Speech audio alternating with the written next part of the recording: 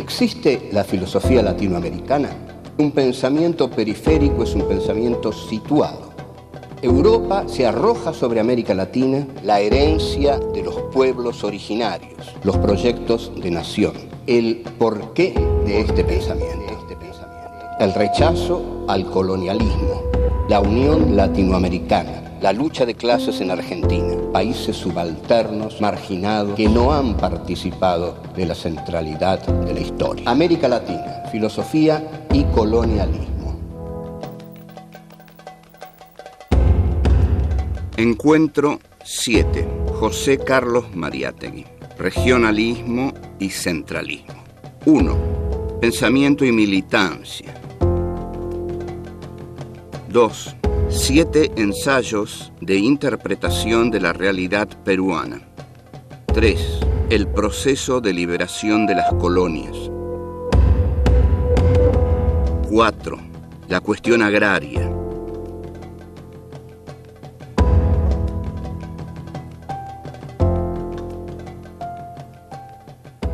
'Este es el encuentro número 7 de nuestro cuarto ciclo, Filosofía aquí y ahora. El título de este cuarto ciclo es América Latina, Filosofía y Colonialismo. Y el tema de este encuentro es José Carlos Mariátegui, que es el gran filósofo marxista peruano, que a la vez es el más grande filósofo marxista de América Latina. Lo cual les voy a decir en una tremenda agresión a los filósofos marxistas de América Latina, que no se necesita un mérito muy extraordinario para hacerlo, porque en general no han hecho más que repetir las fórmulas más elementales del padre del llamado socialismo científico, es decir, de Karl Marx. Pero, en cambio, José Carlos Mariátegui fue mucho más allá. José Carlos Mariátegui hizo la actitud esencial de un intelectual. ¿Cuál es la actitud esencial de un intelectual? Crear. Si un intelectual es marxista, no tiene que tomar la letra del marxismo como un dogma. Eso lo puede hacer el cura de alguna parroquia que está leyendo la Biblia y bueno, y ahí está la palabra divina a la cual él se va a someter. Pero un intelectual no se somete nunca, porque si no, no es un intelectual. Un intelectual vive en estado de creatividad, y esto es lo que José Carlos Mariátegui hizo frente al marxismo.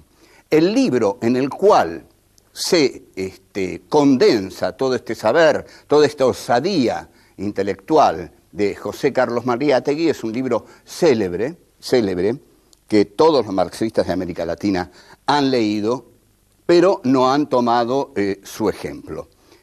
El libro es 7 ensayos de interpretación de la realidad peruana y es de 1928. O sea, ahí Mariátegui consolida su obra más importante. Mariátegui fue un hombre de un pensamiento vigoroso, pero de una salud endeble, ¿no? Es un caso típico y atípico, digamos. Podríamos decir que Nietzsche fue un tipo así, ¿no? De un pensamiento vigoroso y una salud endeble. Mariátegui tiene desde muy niño tiene problemas muy graves. Tiene un problema en la pierna que le causa lo que causan este tipo de problemas, una disminución frente a la mirada del otro.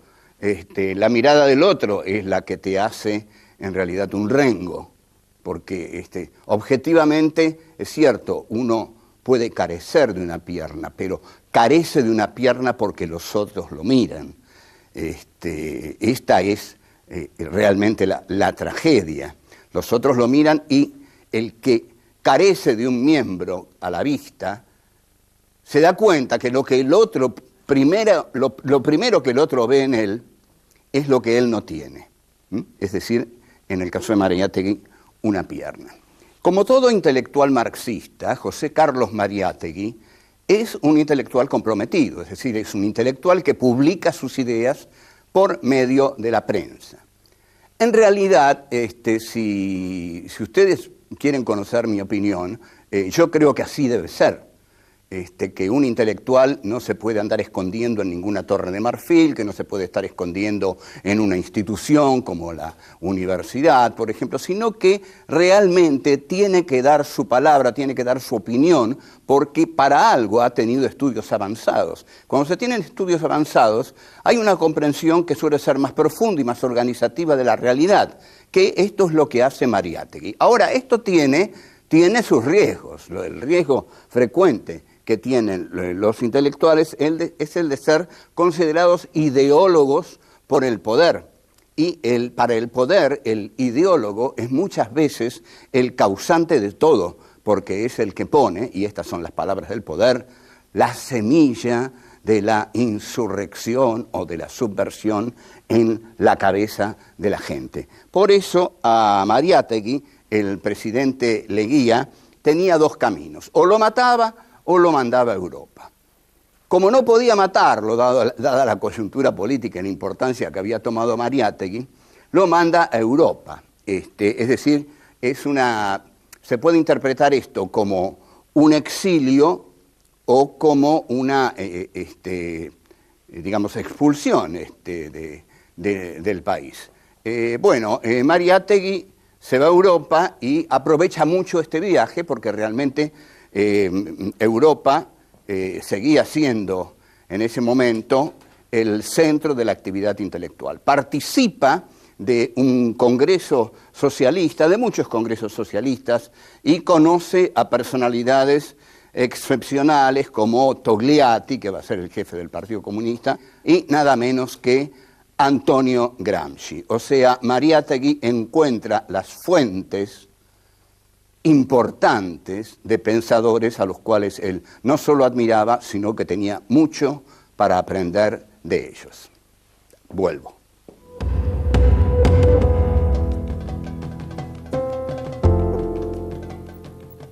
El tema más apasionante que trata Mariátegui en sus 7 ensayos sobre la realidad peruana es el de las revoluciones de América Latina. En este sentido, su pensamiento es muy original. Esas revoluciones, dice Mariátegui, no fueron revoluciones. Lo que esas revoluciones constituyeron, fue salir de la órbita hispánica que realmente monopolizaba el comercio de las colonias de América Latina. Al monopolizar el comercio de las colonias de América Latina, estas colonias quedaban fuera del libre comercio de la modernidad del occidente capitalista. Entonces, para Mariátegui era comprensible que las clases que dominaban a todos estos países quisieran entrar en relación con los países que hegemonizaban este desarrollo occidental capitalista, que eran fundamentalmente Gran Bretaña, el Imperio Británico, y Francia.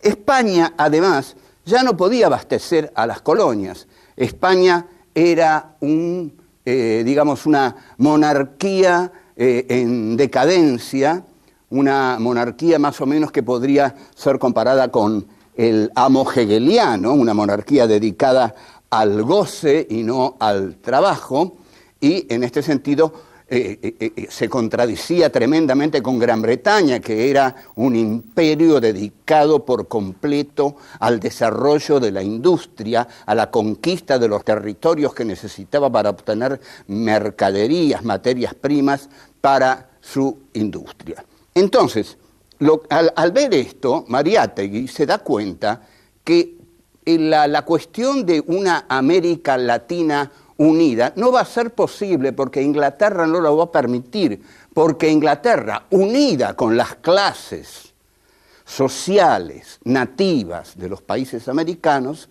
no lo van a permitir. Esto quiere decir lo siguiente, y quiero ser claro en este punto, porque hay un librito de Alvarito Vargas Llosa que se llama Manual del Perfecto Idiota Latinoamericano.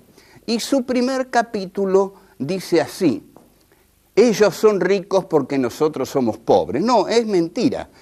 Alvarito Vargas Llosa es el perfecto idiota neoliberal, que además es de esos tipos que pobrecitos que son, digamos, los hijos de un grande y que ni siquiera tienen un nombre, por ejemplo, Álvaro, no, es Alvarito. Bueno, y Alvarito lo que dice es que la queja constante de los países de América Latina es: nosotros somos pobres porque el imperio es rico. No, no es así. No es así. Nosotros somos pobres porque las clases dominantes de los países subdesarrollados establecen un pacto neocolonial con el imperio. ¿Está claro esto? Porque esto hay que entenderlo bien. Establecen un pacto, vamos a tratar de entenderlo bien, establecen un pacto neocolonial con el imperio y en ese pacto neocolonial las clases hegemónicas de la colonia dejan de lado a todas las demás, ¿no? Que no entren en este pacto neocolonial. El pacto neocolonial entonces lo hacen las burguesías mercantilistas, improductivas e importadoras, porque no producen nada, importan todo, y las oligarquías terratenientes. Entonces, así es como se establece ese pacto colonial. Y bueno, en Perú lo que analiza además Mariátegui es el problema de los pueblos originarios, el problema del indio, porque ¿qué es lo que había originariamente en América Latina? Había indios. Por eso creo que dije en algún programa que el que no tenga de 1900 para atrás escrituras por las tierras que posee, las tendría que devolver, porque es un robo lo que hizo. Es decir, las tierras se conseguían aquí del siguiente modo: montaban a un tipo, le decían montá caballo y galopá hasta donde revientes el caballo. El tipo iba hasta donde reventaba el caballo y hasta ahí la tierra era suya. Así se conquistó la tierra en el siglo XIX. Ahora bien, por supuesto esas tierras se las robaron a los pueblos originarios, los cuales fueron aniquilados en todos lados. Es decir, se los mató aquí, se los mató en Estados Unidos. Lo que ocurre es que aquí se los mató para crear el latifundio, se los mató para repartir la tierra entre muy pocas familias. Sabemos lo que fue la llamada conquista del desierto de Roca. Fue una empresa para lograr el latifundio. Mariátegui, cuando analiza el problema de los pueblos originarios, marca esto: los pueblos originarios fueron saqueados, se les quitó sus tierras. Y bueno, siguió adelante y nosotros vamos a seguir adelante con él. Vuelvo.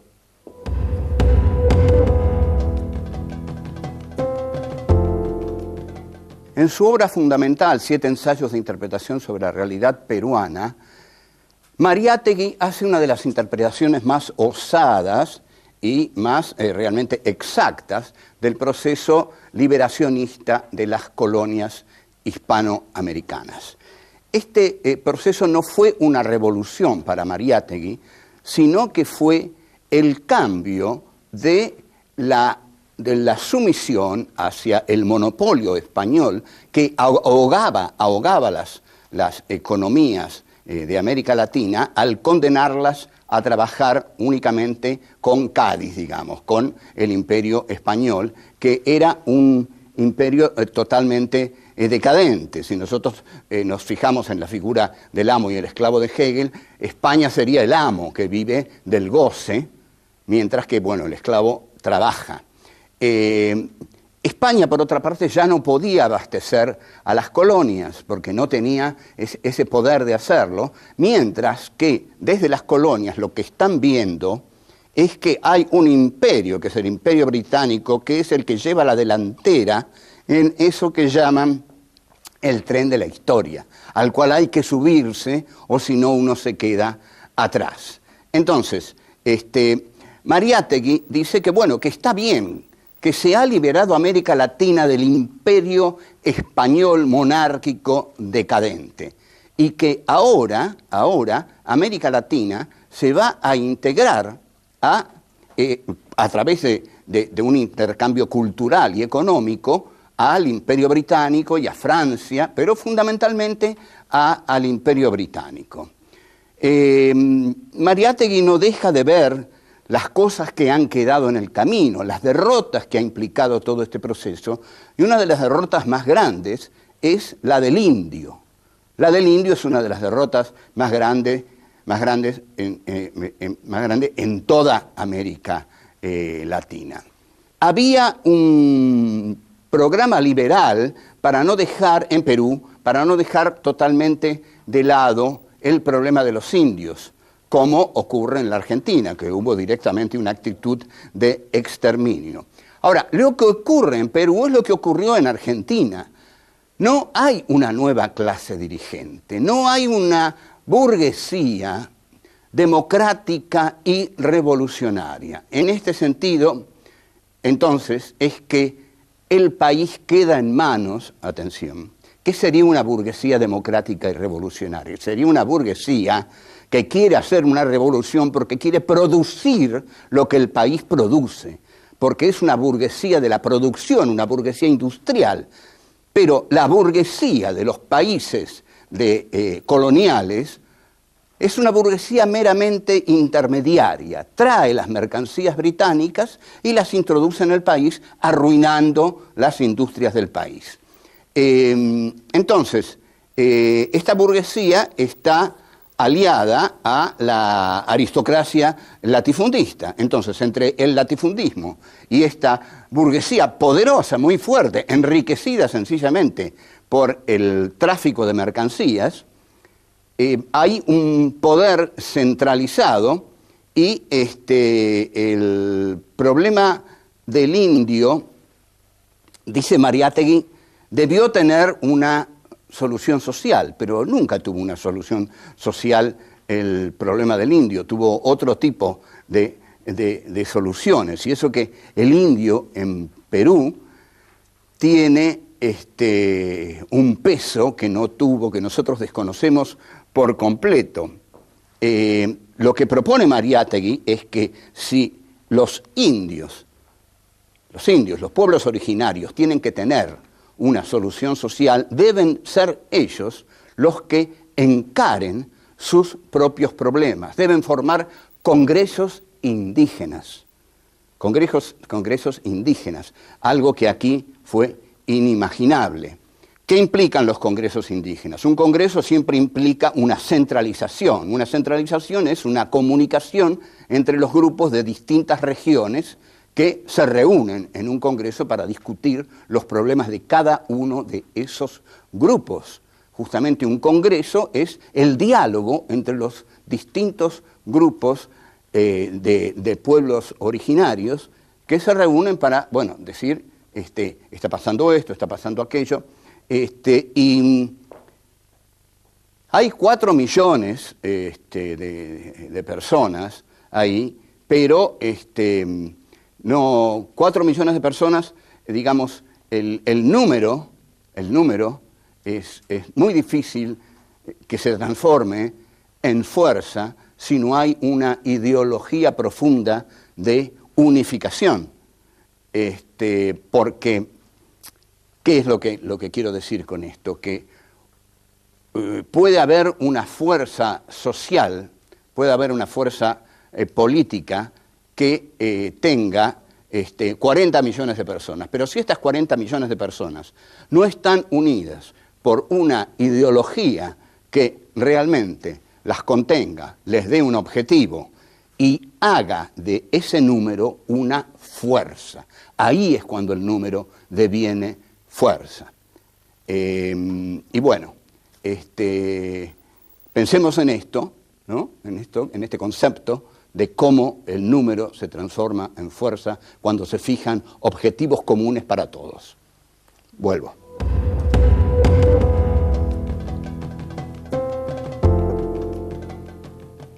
El tema fundamental que va a tratar Mariátegui en los 7 ensayos es el tema de la cuestión agraria. El tema de la cuestión agraria es un tema esencialmente injusto porque, por supuesto, siempre el tema de la cuestión agraria está mal resuelto en América Latina, porque la distribución de la tierra en América Latina es terriblemente desigual.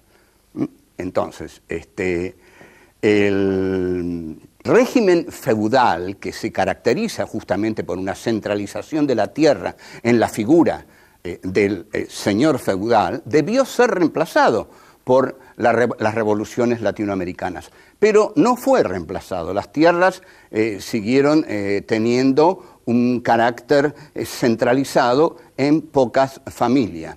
En el Perú, dice Mariátegui, no hemos tenido en 100 años una clase burguesa. Una clase burguesa sería una clase realmente revolucionaria, productiva y que negociara para vender sus productos en el mercado externo y no importar los productos de la metrópoli. Ahora, esta falta de igualdad en el tratamiento de la tierra es una de las grandes trabas del desarrollo.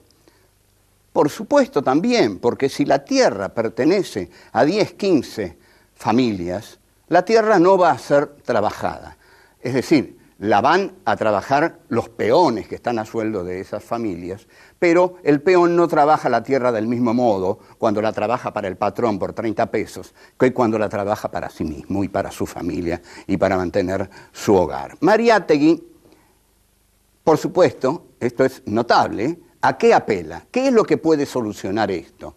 Una intervención del Estado, pero de un Estado revolucionario que haga una reforma agraria. Esto no ocurrió nunca, lo intentó Artigas, pero no sucedió nunca en América Latina. La oligarquía de América Latina nunca perdió la posesión abundante y extensa de sus tierras. No hubo un Estado intervencionista que interviniera en la, distribución de la tierra y dijera, no señores, esto no puede ser. Usted no puede tener 800.000 hectáreas y su vecino 3 hectáreas. Entonces, hay una intervención ahí del Estado que hace una política nacionalista. ¿Por qué una política nacionalista? Porque es una política para la nación y es una política entonces para todos. Si es una política para todos, entonces el Estado dice, mire, señor, usted que tiene 800.000 hectáreas se va a conformar con 100.000. Y hay 700.000 hectáreas que nosotros vamos a repartir entre los pueblos originarios y los campesinos. Imagínense ustedes si se hace esto, es la revolución, la subversión pura, el atentado a Dios, a las causas más puras de una nación, que son, ¿cuáles son? Las que justifiquen siempre que los poderosos tengan la tierra de la que se apoderaron en algún momento. Bueno, vamos a tratar aquí de ir sintetizando el pensamiento de Mariátegui. Hay, en efecto, una línea de pensamiento marxista en Mariátegui mezclada con un nacionalismo. Este nacionalismo implica el interés que tiene Mariátegui por el Perú. Mariátegui no es un teórico peruano que se pone a filosofar sobre el marxismo. Tampoco es un teórico que aplica el marxismo al Perú, como si el marxismo fuera una teoría acabada en sí misma que pudiera ser aplicada a todos los países del planeta igualmente. Lo que hace Mariátegui y lo que lo aleja de la tradición marxista latinoamericana y especialmente argentina, que es muy seguidista del pensamiento de Marx, es que Mariátegui realmente recrea el marxismo porque es un nacionalista convencido, cosa que no fueron los marxistas argentinos, que no fueron nacionalistas, y que se encontraron con serios problemas para hacerlo, con Irigoyen, con el peronismo, al cual abominaron justamente por ser un movimiento nacional, popular, populista. En cambio, Mariátegui cree firmemente en su nacionalismo y cree que en la unión del nacionalismo y el marxismo va a surgir un pensamiento original para su patria, el Perú. Entonces, ¿cuáles serían nuestras conclusiones fundamentales sobre Mariátegui? Mariátegui es el gran teórico marxista de América Latina. Su ensayo fundamental es 7 ensayos sobre la realidad peruana. Lo que Mariátegui incorpora al marxismo es un genuino nacionalismo peruano que, en lugar de someter a Perú a la teoría marxista, utiliza la teoría marxista para comprender al Perú. Es decir, hay una unidad entre nacionalismo y marxismo que en la Argentina no se dio nunca, porque el nacionalismo quedó del lado de los movimientos populares y los marxistas nunca fueron nacionalistas y confundieron al nacionalismo con el fascismo. Mariátegui no, de ningún modo. Entiende que el nacionalismo es la comprensión de los pueblos originarios, es la comprensión de la necesidad de una reforma agraria, es la comprensión de la crítica al latifundismo, es la comprensión de la crítica a la revolución inconclusa que no se hizo contra España. Y ahí Mariátegui entonces es donde toma su originalidad. La originalidad de Mariátegui entonces, y con esto resumo, es que es un pensador marxista que une al marxismo con el problema profundo de la nación a la cual él quiere comprender. Bueno, chao, fue todo. Los pueblos originarios fueron saqueados, se les quitó sus tierras.